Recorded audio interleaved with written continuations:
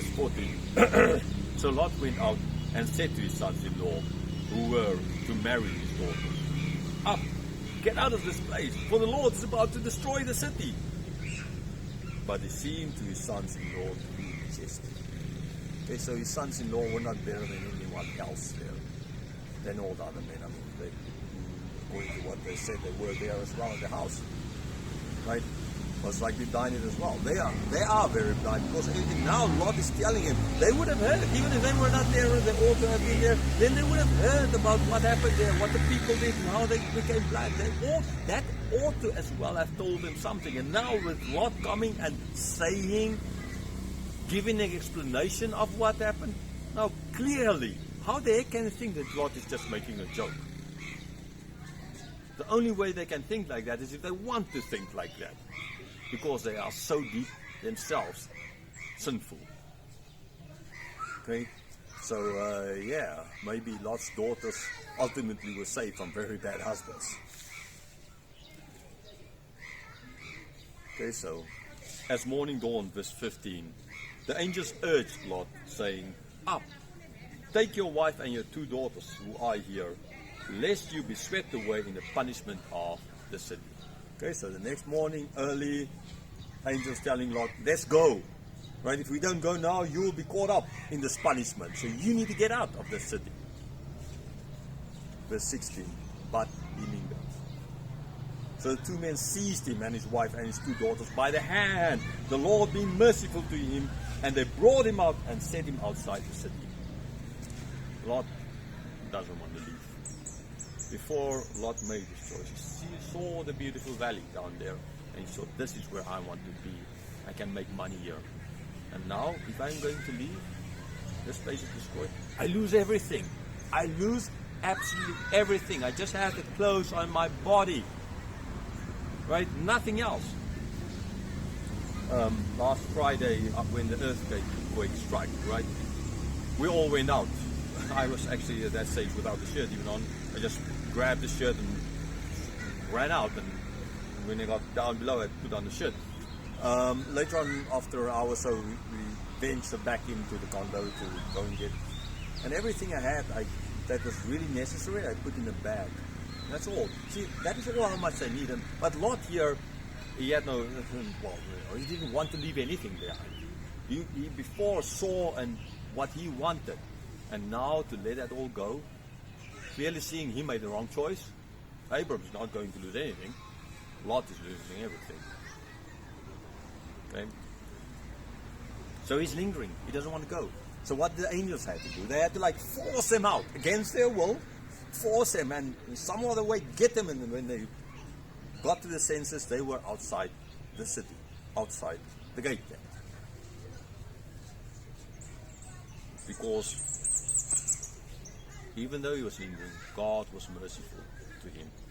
So notwithstanding the fact that Lot really didn't want to go, the angels forced him because of the mercy of God. Yeah, praise God that He acts against our will, because otherwise none of us will ever be saved. Verse 17. And as He brought them out, one said, "Escape for your life. Do not look back or stop anywhere in the valley. Escape to the hills, lest you be swept away." Okay, so the angels tell them, there are no hills around here, galore, right? Lots of hills all over the place. Escape there. There's a hill behind you. Escape. Get away. Don't look back. Why? Don't look back to where? Right where you've been. Don't try to get back to where you've been. Don't look back at sin. Oh, yes, it's not stated here. The reason, actually, they want to, why God. It doesn't matter which reason. The thing is, God told them. They were told to not look back. For whichever reason, we can conjure reasons. We can come up with lots of different, maybe possible reasons. But that's not important. The important part is not the why they told it. The important part is they had to obey. Are they going to obey? Will they obey? Verse 18. And Lot said to them, "Oh no, my lords, So Lot's like, oh, no, I go, we're already losing it. And let's see what is his reason. Verse 19. Behold, your servant has found favor in your sight, and you have shown me great kindness in saving my life. But I cannot escape to the hills, lest the disaster overtake me and I die. Okay, so he's like saying, thank you, we already found favor in your sight, thank you for that. But if we ran there to the hills, we're not going to make it before disaster strikes here. Right? We are going to die in the process anyhow. So what's the point of us trying to get away if that disaster will anyhow befall us? Okay, it's like in this building, this church here behind what that was. Well, now seemingly I don't think people can meet in this church anymore. It's been fallen off. And the tower surely is like leaving a bit and part of it off. And the structure seemingly not safe at the moment. They most likely will need to either strengthen it, rebuild it, or whatever they need to do it. Very beautiful building, beautiful church building. Not so many beautiful church buildings like this here in Kalor. This is a Cayenne Baptist Church, right? And now it's kind of. So if you were inside and the earthquake struck and all of it starts tumbling down, especially in a high-rising kind of building like people there in Mandalay, they were caught in the building and they died in the building. Okay, there was there's not enough time to run down the steps and to get out into safety. Okay, so this is kind of what Lot is getting at here. I won't be able to make it to the mountains or the hills before this place is destroyed. That is why he is trying to get to another place. But I mean, ultimately he's going to end up in the hills. Most likely he was again just kind of thinking of, well, I can go to another city, kind of, whatever, thinking of himself.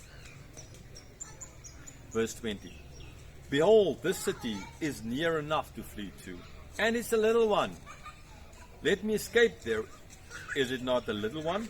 And my life will be saved. So not Lot said, there's a city just over there. It's so small. So he's downplaying. So now the evil can't be that bad there because not that many people there, right? And if I am that kind of righteous, then at least kind of, it's not it's so small. They're like you oversee this little city there, right? Twice he says that, right? To downplay the evil that's been done in that city as well. That city was close to Sodom. Trust me, it would have been just close to as bad if, not on the same level as Sodom. And then ultimately, let me go there, my life will be safe. Kind of interceding like Abram did. Okay? And here, the angel comes in, constantly. He allows for it. He said to him, verse 21, Behold, I grant you this favor also, that I will not overthrow the city of which you have spoken. So already God showed him the favor, Lot told him that we see, and now the angels say, okay, we will not destroy that city. I mean, they knew that Lot is going to say this, so therefore they knew that city is not going to be destroyed anyhow. So now, but Lot didn't know this, so now he is allowed to go there. I mean, God knows as well where all of this will end up. God knows they will end up anyhow in the mountains. So why go this zigzag route to get to the mountains? Verse 22. Escape there quickly, for I can do nothing till you arrive there. Therefore the name of the city was called Zoar. So he's just saying, okay, so go, just get out, because I can't destroy this city. This city I can't. It's full of evil. I don't want any evil more to be done in the city. I want to destroy that city. So you need to get out and get to that city so that I can do my job here. Verse 23.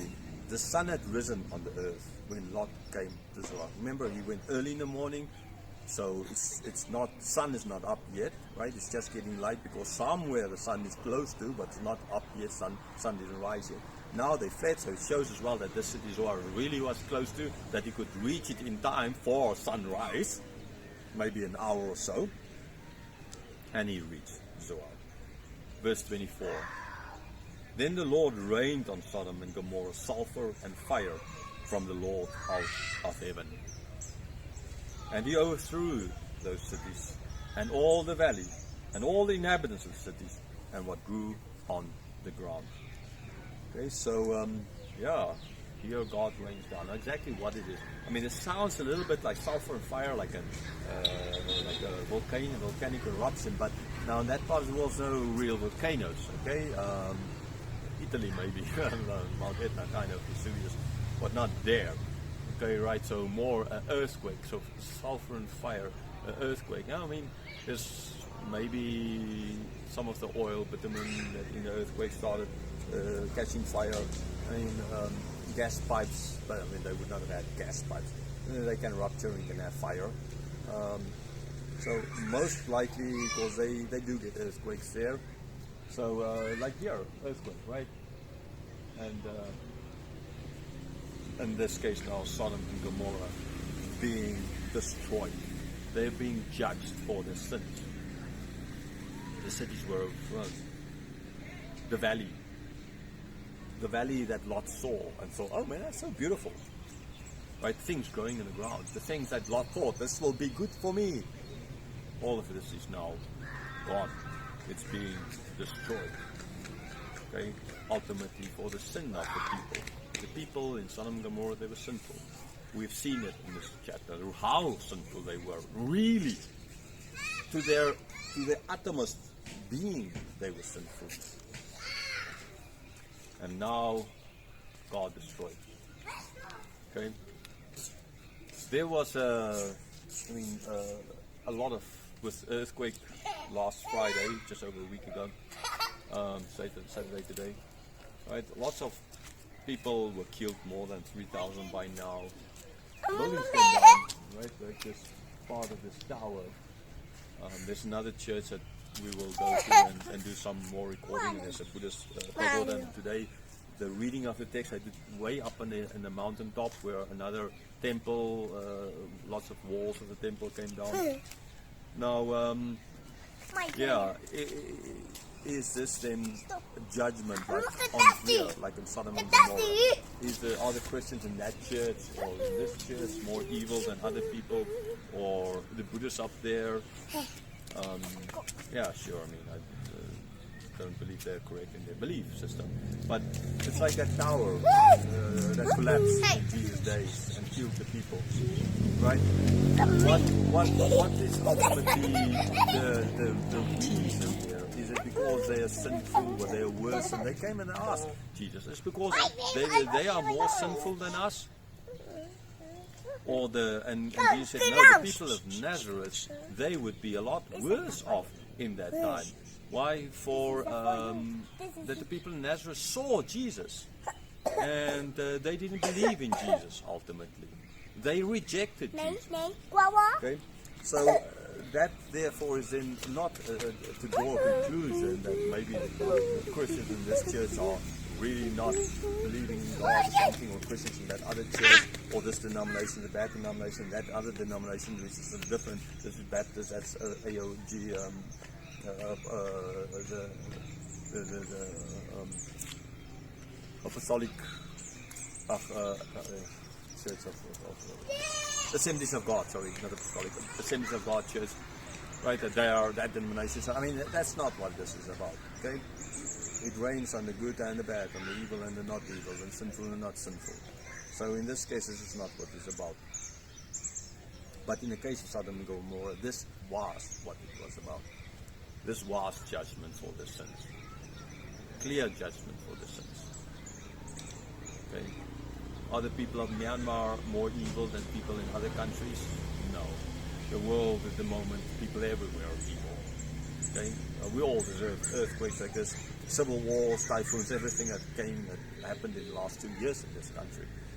There's no country that is less sinful, I would say. So I don't think this is therefore judgment of God on the people. Right? This destruction is not to do with that. Okay? But in Sodom and Gomorrah's case, clearly it is stated that this is the reason. Their sin. Right? The depth of their sin. I mean, I'm here. No other group of men came yet together, gathered all of the men in this town together to come and rape me or something like that. Okay, so clearly the people is not on that kind of level. But there's an earthquake, right? People died. So again, this is not what this is about, right? But the same, the earthquake, etc., connect that to that. Some people do. I've seen Christians saying, oh yeah, look at that, so many Buddhist temples came down. What about the church behind you? Muslims saying, oh, this is payback for our crime. Or what about the fact that so many of the people who died in mosques on that day because they were there for Friday prayers? No, I wonder why people say these things. I had a kid from school asked me this as well. So why? And the Christians saying these kinds of things, and he is a Christian. It's like he totally disagrees, and I disagree with this as well. Okay, this is not the time to throw these kinds of things around. But in the case of Sodom and Gomorrah, this is the reason. We see the reason. The reason is explained here. So they were destroyed because of their sin. They were judged because of their sin. And the way God did it was like He did in the day of Noah, right? Destroying the whole earth. Here in this case, like the day of Noah, Lot and his two daughters survived. They got out. The rest were destroyed. Just on a lot smaller level, understandably. It's not the whole earth being everybody washed away. Just a couple of cities, people living in the valley, etc., right? But the protection by God of Lot. For whose sake, ultimately? For the sake of Abraham. Okay, like Noah's sons were saved because of the faithfulness and the righteousness of Noah.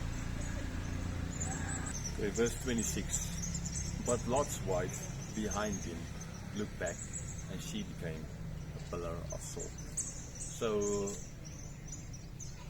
Lot's wife turned around, and she turned into a pillar of salt. There's lots of salt in that part of the world.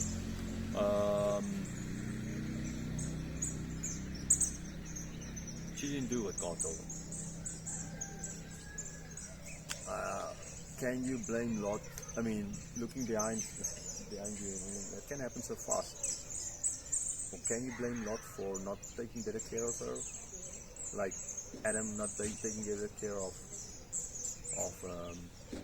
Eve, or Abram not taking better care of Sarah? Is that maybe here at play?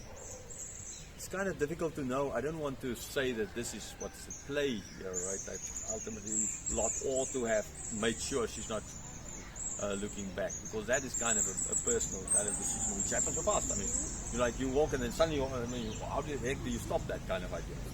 So yeah, I think it's maybe a little bit difficult to say that is kind of his fault. So I'm not going to give my opinion on that. She ultimately turned in the pillar. She knew she was not supposed to, but she did look back. And so the judgment happened on her, rightly so. So we have Lot and two daughters left. That's all.